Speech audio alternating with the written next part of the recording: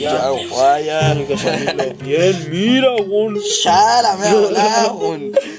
Ya. Oh. Ah.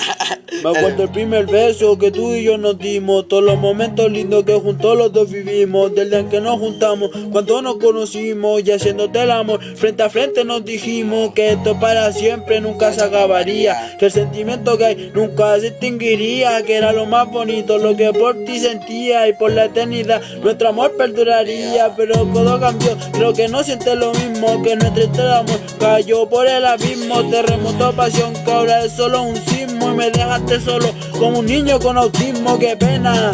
¿Te parece esta condena? Purio, dejaste que corriera por mi pena, la nena que me dejo aquí en la nada, entró en mi corazón sin haber tenido entrada, lo divido en dos partes sin siquiera una espada, es que te confieso, te lloré una cascada, lo dividió en dos partes sin siquiera una espada, y es que te confieso, te lloré una cascada. Eres lo más bonito que en mi vida yo esperaba, eres mi alma gemela, lo que mi sueño buscaba, eres la que resalta, contigo nada falta, y si no estuviste antes mi amor dime en dónde estaba, cuando estoy contigo las horas se hacen segundos, y es que tú eres la única por la que me confundo, cuando te tengo cerca soy el más rico del mundo, y cuando no te tengo me siento un vagabundo, queréis que sea sincero, esto es lo que yo siento, contigo estoy feliz y disfruto el momento, siempre te digo la verdad incluso cuando te miento, esto es para siempre sin arrepentimiento, te prometo que juntos podemos ser felices, que soy el hombre que puede borrar tus cicatrices, que fuiste tú la elegida entre muchas mises, y cuando tú quieras me llamas más que en tu cama te rices,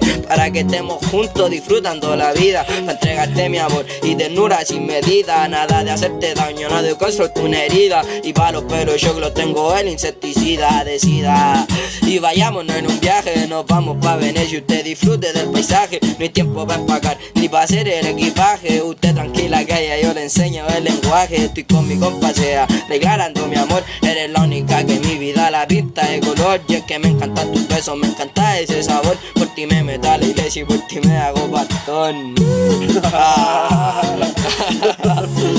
Qué risa. Qué ready. Qué ready. Ahora sí, weón. Ya cabros, ahí los vemos, bendiciones.